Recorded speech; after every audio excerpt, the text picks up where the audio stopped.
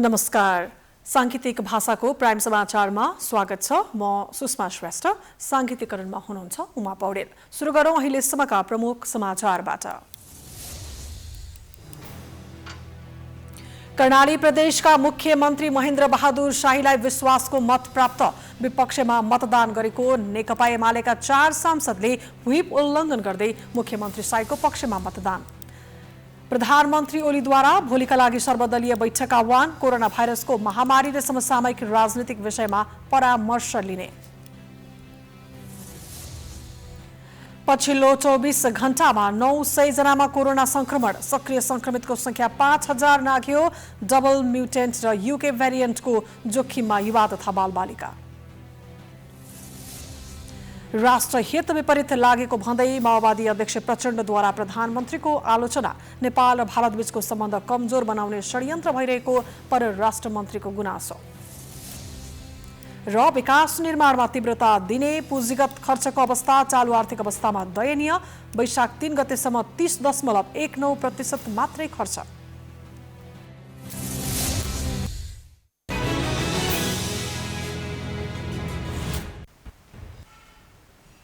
अब समाचार विस्तारमा। कर्णाली प्रदेश सरकारले प्रदेश सभामा विश्वासको मत प्राप्त गरेको छ। मुख्यमन्त्री महेन्द्र बहादुर शाहीले सभामा विश्वासको मत लिनका लागि राखेको प्रस्ताव बहुमतले पारित गरेको हो। यो सँगै कर्णालीमा शाही नेतृत्वको सरकारले निरन्तरता पाउने भएको छ। नेकपा एमालेका सांसदले पार्टीको व्हिप उल्लङ्घन गर्दै शाहीको पक्षमा मतदान गरेपछि सरकार जोगिएको हो। फ्लोर क्रस गर्ने एमाले सांसदहरू प्रकाश ज्वाला, कुर्मराज शाही, नन्दसिंह बुढा र अमर थापा हुन्। विश्वासको मतको पक्षमा 22 र विपक्षमा 15 जना सांसदले मत दिएका छन्। शुक्रबारको बैठकमा 37 जना सांसद उपस्थित थिए। नेकपा एमालेले समर्थन फिर्ता लिएपछि विश्वासको मत लिन आएको भन्दै मुख्यमन्त्री शाहीले सरकारलाई समर्थन गर्न आग्रह गर्नुभएको थियो। आजको बैठकमा मुख्यमन्त्री शाहीले विश्वासको मत लिन प्रस्ताव पेश गर्नुभएको थियो। शाहीले आफ्नो नेतृत्वको सरकारले प्रदेशको विकासका लागि गरिरहेका कामहरूको फेहरिस्त पनि प्रस्तुत गर्नुभएको थियो। कर्णालीको विश्वासका लागि इमानदारिताका साथ काम गरेको मुख्यमन्त्री शाहीको भनाइ छ। प्रधानमन्त्री केपी शर्मा ओलीले भोलिका लागि सर्वदलीय बैठक बोलाउनु भएको छ। प्रधानमन्त्रीको सरकारी निवास बालुवाटारमा शनिबार 11 बजे ओलीले सर्वदलीय बैठक बोलाउनु भएको हो। बैठकमा कोरोना भाइरसको महामारी र समसामयिक राजनीतिक विषयमा छलफल गर्ने बताइएको छ। त्यसैगरी बैठकमा संसद अधिवेशन लगायतका विषयमा दलहरूसँग परामर्श लिनुहुनेछ। यसैबीच आजै प्रधानमन्त्री ओलीले नेकपा माओवादी केन्द्रका अध्यक्ष पुष्पकमल दाहालसँग टेलिफोन वार्ता गर्नुभएको छ। के कुरा भयो भन्ने चाहिँ खुलाइएको छैन। नेपालमा शुक्रबार थप 900 जनामा कोरोना पुष्टि भएको छ। देशभर गरिएको 5537 पीसीआर परीक्षणका क्रममा 836 जना र 621 एन्टिजेन परीक्षणका क्रममा 64 जनामा कोरोना पुष्टि भएको स्वास्थ्य मन्त्रालयले जनाएको छ। यो सँगै नेपालमा कोरोना संक्रमितको संख्या 2,82,890 पुगेको छ। त्यस्तै कोरोनाका कारण थप 4 जनाको मृत्यु भएको छ। हालसम्म कोरोनाका कारण 3070 जनाको मृत्यु भइसकेको छ। त्यस्तै थप 208 संक्रमित निको हुँदा हालसम्म 2,74,812 संक्रमित निको भएका छन्। हाल नेपालमा 5008 जना आइसोलेसनमा र 77 जना क्वारेन्टिनमा छन्। हालसम्म नेपालमा 23,35,084 वटा पीसीआर परीक्षण गरिएको छ। पछिल्लो पटक नेपालमा कोभिड-19 को नयाँ स्वरूप डबल म्युटेन्ट भेरिएन्ट र युके भेरिएन्टको संक्रमण पुष्टि भएको छ। दोस्रो चरणको वेब चल्दै गर्दा युवा तथा बालबालिकामा संक्रमण बढी देखिन थालेको छ। शिक्षा तथा विज्ञान प्रविधि मन्त्रालयले कोरोना संक्रमण उच्च भएका जिल्लामा जिल्ला कोभिड-19 संकट व्यवस्थापन केन्द्र DCCMC को समन्वयमा स्थानीय निकायको निर्णय अनुसार विद्यालय बन्द गर्ने वा नगर्ने भन्ने बारे निर्णय गर्न अनुरोध गरेको छ। शुक्रबार मन्त्रालयमा शिक्षा मन्त्री कृष्णगोपाल श्रेष्ठको उपस्थितिमा कोरोना संक्रमणको पछिल्लो अवस्थाबारे अन्तर्क्रिया भएको थियो। स्वास्थ्य मन्त्रालयले कोरोना संक्रमणका हिसाबले अति जोखिममा रहेका भनी पहिचान गरेका जिल्ला र शहरमा DCCMC को समन्वयमा सम्बन्धित स्थानीय तहको निर्णय बमोजिम विद्यालय बन्द गर्ने नगर्ने निर्णय गर्न शिक्षा मन्त्रालयले अनुरोध गरेको छ। यसैबीच विद्यार्थी वा शिक्षकमा कोरोना भाइरस कोभिड-19 को संक्रमण पुष्टि भएमा काठमाडौँ महानगरपालिका भित्रका विद्यालय बन्द हुने भएका छन्। काठमाडौँ महानगरपालिकाले संक्रमण पुष्टि भएका विद्यालयलाई एक साताका लागि बन्द गराउने निर्णय गर्दै विद्यालय प्रशासन, शिक्षक र कर्मचारीलाई सहयोग गर्न आग्रह गरेको हो। बाँकी विद्यालयहरूमा भौतिक दूरी कायम गर्न मास्क, सेनिटाइजर लगायतका जनस्वास्थ्यका मापदण्ड कडाइका साथ पालना गरेर सुरक्षित तरिकाले पठन पाठन गराउन आह्वान गरिएको छ। नेपाल कम्युनिस्ट पार्टी माओवादी केन्द्रका अध्यक्ष पुष्पकमल दाहालले सरकार प्रमुख नै राष्ट्रिय हित विपरीतका काममा लागेको खबर आउनु दुःखद कुरा भएको बताउनु भएको छ। शुक्रबार काठमाडौँमा बागमती प्रदेश स्तरीय कराते प्रतियोगिताको उद्घाटन गर्दै प्रचण्डले देशलाई बन्दकी राख्ने राष्ट्रिय हित विपरीतका काममा सरकारको नेतृत्व गर्ने प्रमुख नै लागेको खबरहरू सार्वजनिक भइरहेको भन्दै यसले नेपाल र नेपाली जनताको आत्मसम्मानमा प्रश्न खडा गर्ने दुस्साहस भएको बताउनुभयो। राष्ट्रिय हित विपरीतका काम नेपाली जनतालाई स्वीकार्य नहुने भन्दै उहाँले जति सुकै गरे पनि जित सत्य र न्यायको नै हुने धारणा राख्नुभयो।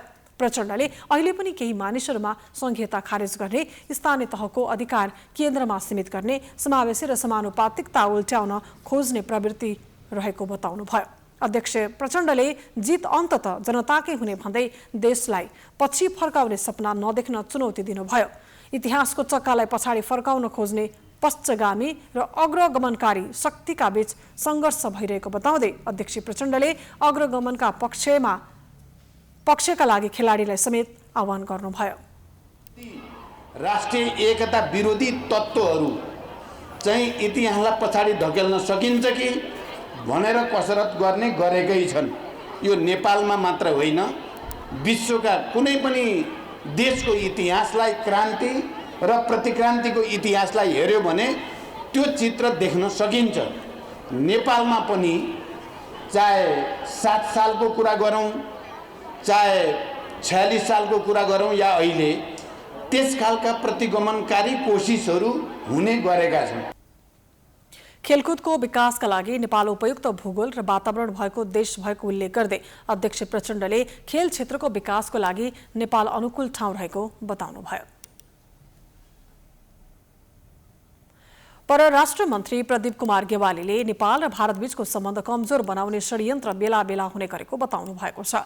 नेपाल भारत मैत्री संघले शुक्रबार काठमाडौँमा आयोजना गरेको कार्यक्रममा मन्त्री गेवालीले सनसनीपूर्ण गलत अपुष्ट सूचना सम्प्रेषण गरेर नेपाल भारत सम्बन्धलाई प्रदूषित गर्ने प्रयत्न भएको समेत बताउनुभयो। उहाँले सरकार नेपाल र भारतको सम्बन्ध थप प्रगाढ बनाउँदै अघि बढाउन प्रतिबद्ध रहेको धारणा राख्नुभयो। मन्त्री गेवालीले नेपाल भारतसँगको मित्रतालाई उच्च महत्त्व दिने र आर्थिक सामाजिक साझेदारी मार्फत सम्बन्धलाई परिणाममुखी बनाउन चाहेको जिकिर गर्नुभयो। नेपाल भारत बीच असल सम्बन्ध र समझदारी बाहेक अर्को विकल्प नरहेको उहाँको भनाइ थियो।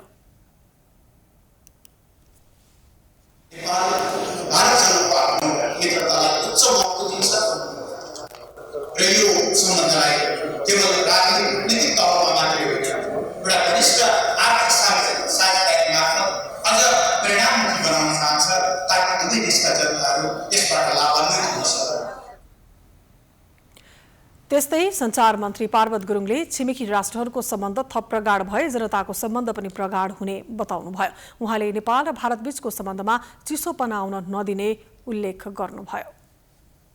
विश्वको समुदाय हामी सबै एउटा गाउँ बनिरहेको अवस्थामा हामी छिमेकी राष्ट्रहरूको बीचको सम्बन्ध बलियो हुनुपर्छ। यसमा भनाइमा, शब्दमा, भाषणमा मात्रै सीमित होइन, अब व्यवहारमै पनि हामीले त्यसलाई पूरा गर्न जरुरी छ। कार्यक्रममा नेपाल भारत मैत्री संघको नवनिर्वाचित कार्य समितिलाई पद हस्तान्तरण गरिएको थियो। समाचारको सिलसिला जारी छ, हामी विश्राम पछि आउँछौं।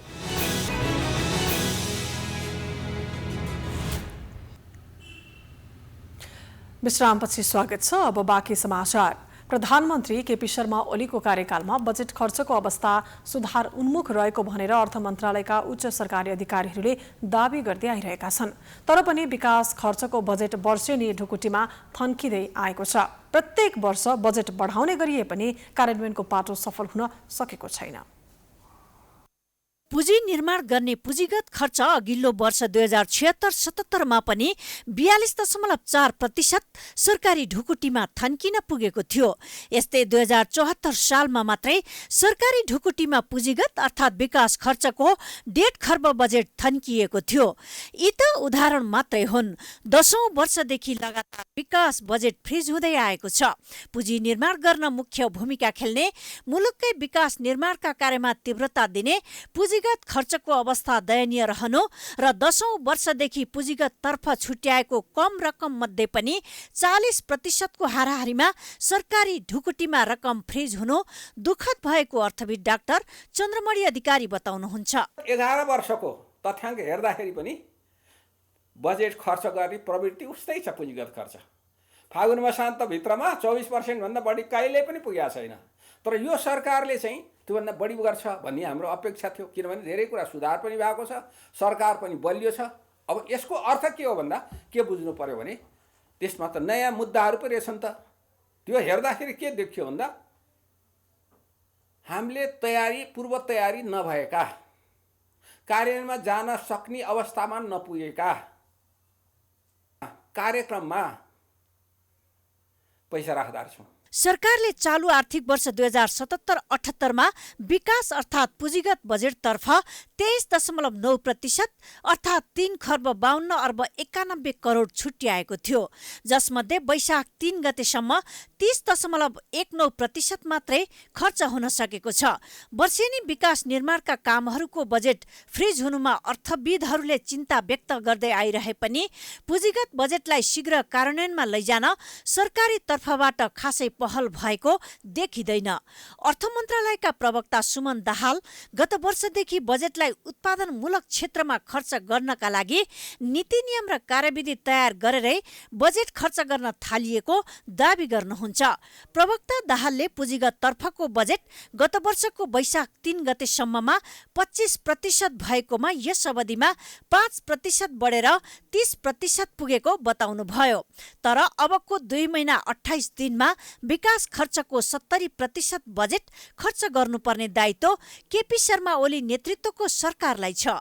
यस अवधिमा 70% बजेट खर्च हुन सक्ने अवस्था नदेखिएको बजेट निर्माण गर्ने सरकारी निकायकै उच्च अधिकारीहरू स्वीकार गर्छन्। चालु आर्थिक वर्षको बजेटको कुरा गर्दाखेरि पनि त्यति धेरै सन्तोषजनक खर्च छैन।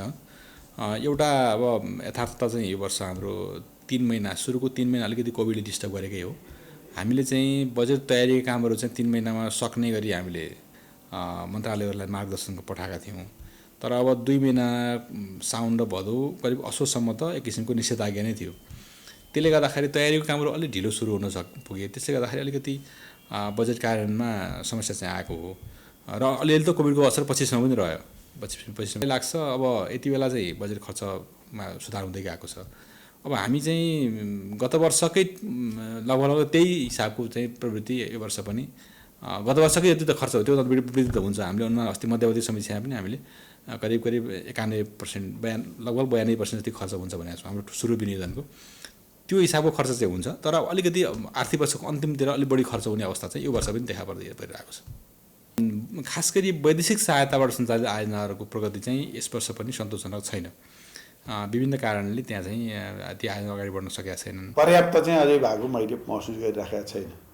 त्यसमा हाम्रो पहल त्यसमा छ।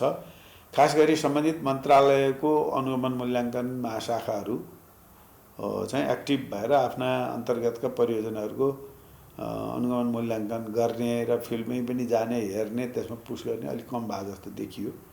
त्यतिर ध्यान दिनुपर्ने आवश्यकता छ। सरकारले चालु आर्थिक वर्षमा कुल बजेट 14 खर्ब 74 अर्ब 64 करोड विनियोजन गरेको थियो, जसमध्ये राजस्वबाट 8 खर्ब 89 अर्ब, वैदेशिक अनुदानबाट 60.5 अर्ब, वैदेशिक ऋणबाट 2 खर्ब 79 अर्ब 50 करोड र आन्तरिक ऋणबाट 2 खर्ब 25 अर्ब बेहोरिने गरी अर्थमन्त्री डाक्टर युवराज खतिवडाले बजेट प्रस्तुत गरेका थिए। तथापि 10औं वर्षदेखि पुँजी निर्माण गर्ने विकास खर्चको रकम अनुत्पादक किसिमले सरकारी ढुकुटीमा थन्किएर रहँदा अर्थतन्त्रले चाहेको गति लिन सकिरहेको छैन। प्राइम टाइम्स टेलिभिजनका लागि क्यामेरा ब्युरोको सहयोगमा सीता पोखरेलको रिपोर्ट। समाचारको सिलसिला जारी छ, हामी विश्रामपछि आउँछौं।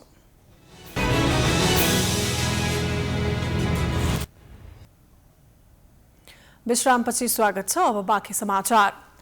भृकुटी मण्डपमा प्राविधिक तालिम लिन चाहनेहरूको भिड लागेको छ। शिक्षा विज्ञान तथा प्रविधि मन्त्रालयले 8,500लाई 3 महिने निशुल्क तालिम दिने भएपछि त्यसको भौचर भर्नका लागि आजदेखि हजारौं युवाको भिड सुरु भएको छ। कोरोनाको कहर सुरु भए पनि युवाहरू स्वरोजगार बन्नको लागि यसरी भिडमा घण्टौं लाइन बस्न बाध्य भएका छन्।